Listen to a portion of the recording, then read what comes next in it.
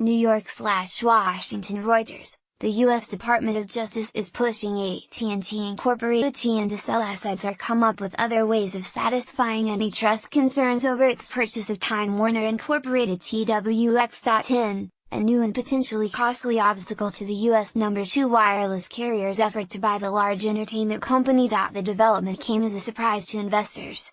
Shares of Time Warner fell 3% to $91.75. While AT&T shares were down 0.5% at $32.90. The Justice Department's demand is likely to complicate its continuing antitrust conversations with AT&T, which said on Wednesday it was now uncertain when the $85.4 billion deal, announced in October 2016, would be completed.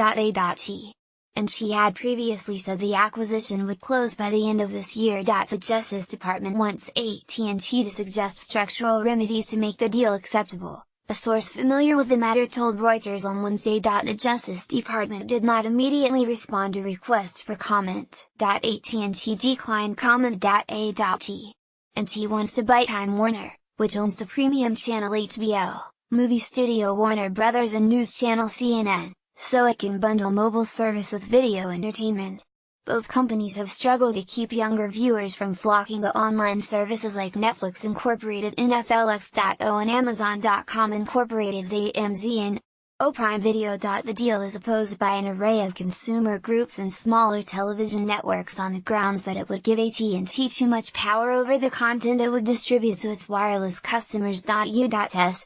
President Donald Trump, who has accused Time Warner, CNN and other media of being unfair to him, criticized the deal on the campaign trail last year and vowed that as president his Justice Department would block it. All approvals have been received but for the DOJ, AT&T's chief financial officer John Stevens told a conference in New York. We are in active discussions with the DOJ?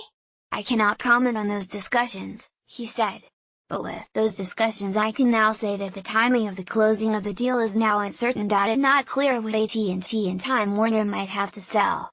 It is normal for parties in a merger to be encouraged by the Justice Department to come up with their own ways to alleviate antitrust concerns that a deal might lessen competition or hurt consumers. Stevens' comments signal to investors that the Justice Department could sue to block or revise the merger and the company would fight in court to try to win approval. A person briefed on the matter told Reuters. Another sticking point in discussions is the length of time that the U.S. government wants to impose conditions on what AT&T can and cannot do. Two people briefed on the talks told Reuters the government has sought as long as 10 years for such conditions while AT&T has pressed for a shorter period. AT&T also said it would invest an additional $1 billion in the United States next year if Trump signed into law the provisions in the current House of Representatives tax bill. By immediately lowering the corporate tax rate to 20%, this bill will stimulate investment, job creation and economic growth in the United States, said Randall Stevenson, AT&T chief executive. Reporting by David Shepardson and Diane Bartz in Washington, Jessica Tunkel and Anjali Athavale in New York, and Arjun Panchadar in Bengaluru, editing by Patrick Graham and Bill Rigby.